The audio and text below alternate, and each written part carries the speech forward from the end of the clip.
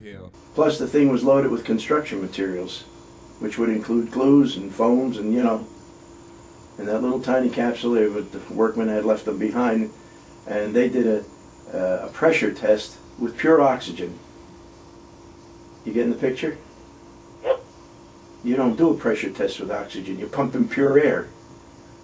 Because anytime you got live electrical circuits, you got an induction spark every time you throw a switch. And unless they're explosion-proof switches, which I doubt they had, just one little spark in a good heavy field of oxygen, and the damn metal itself will start burning in there. And after that, there's no stopping it. Alan Bean once said, You don't just build something and hope it works. yet on Apollo 1, a lot of the equipment had not even been stamped OK before it was installed. As David Shaler tells us, the spacecraft crew compartment included patches of flammable material, as well as equipment that was not certified or tested before installation.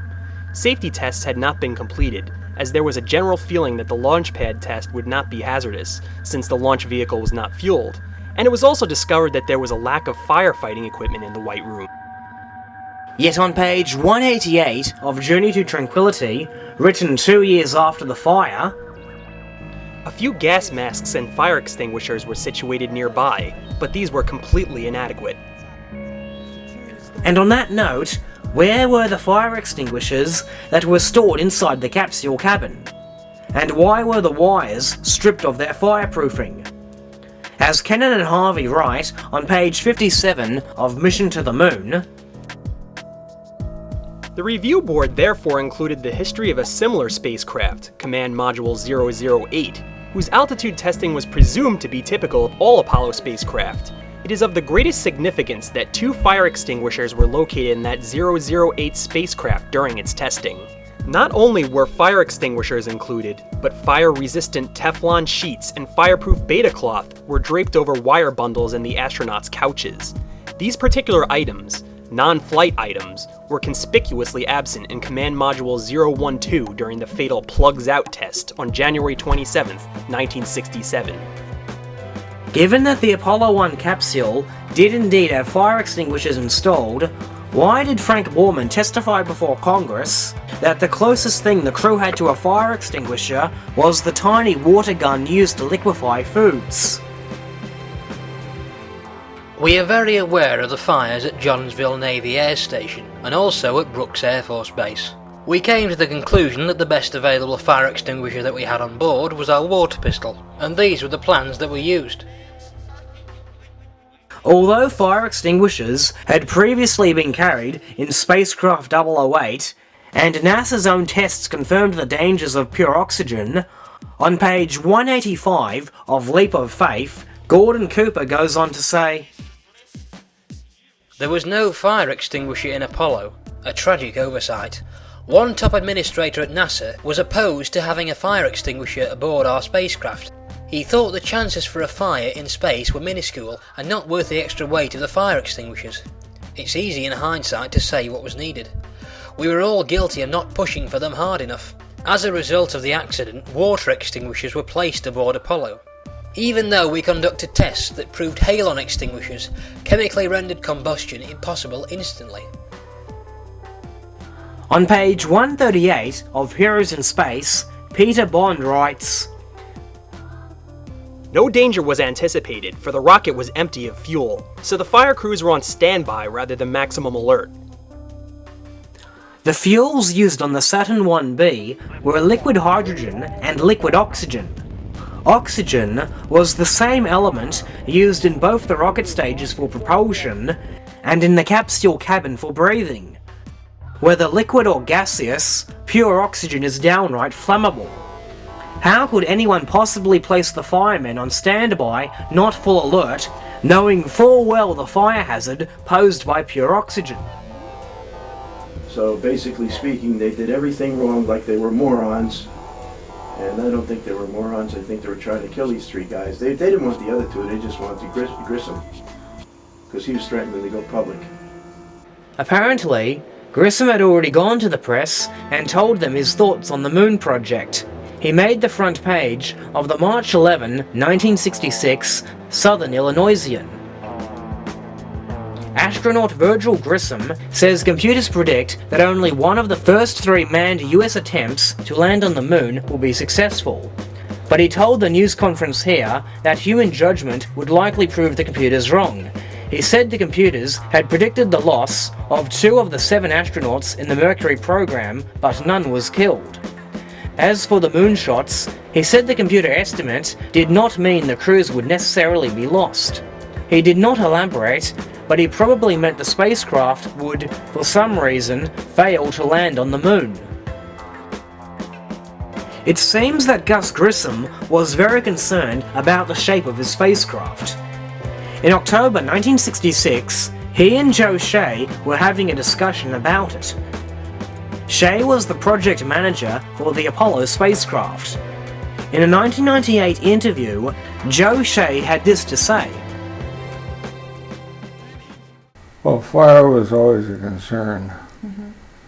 At the acceptance test for the spacecraft, we had a discussion. Grissom brought it up initially about there being too much Velcro and too much other stuff around. The fire rule was that anything that might respond to a spark and start a fire should be,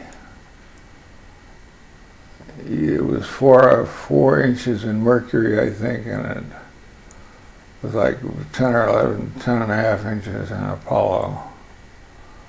North America was thought the crew liked to,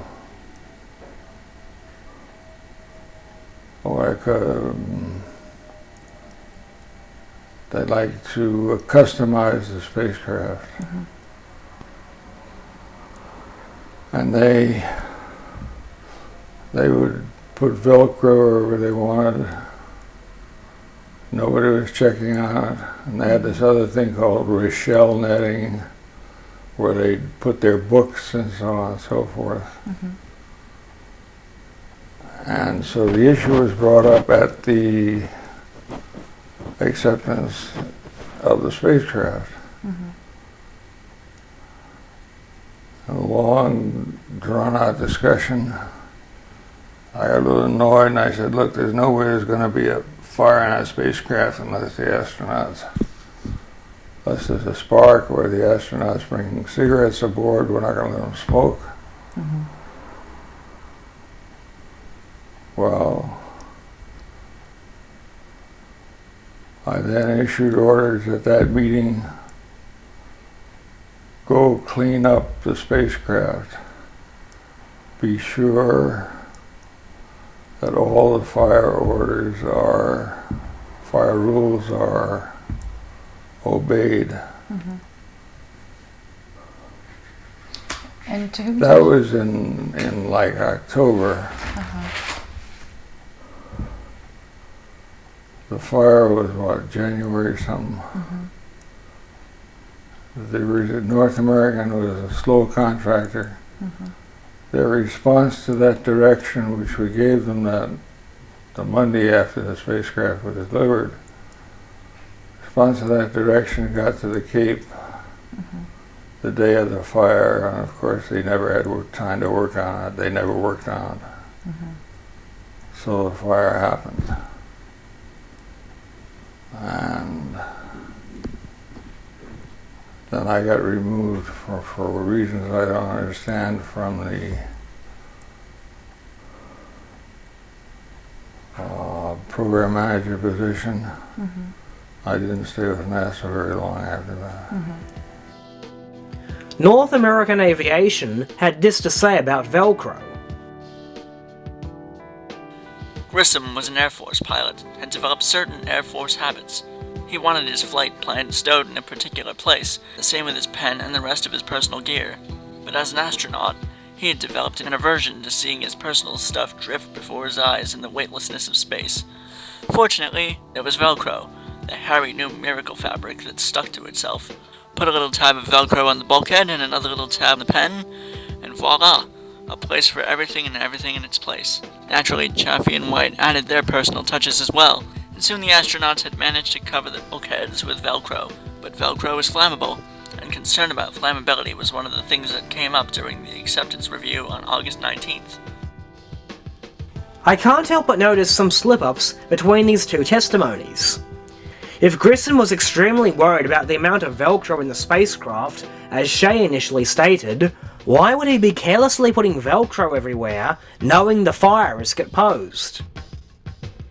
Interestingly, when talking about the meeting, when Grissom brought the fire risk to attention, Michael Gray goes on to write, At one point, someone brought up the fact that Velcro was a potential fire hazard, but it was a 6-hour meeting, and among the hundreds of items on the agenda, nobody on Earth could have given the fact the attention that history would soon accord it.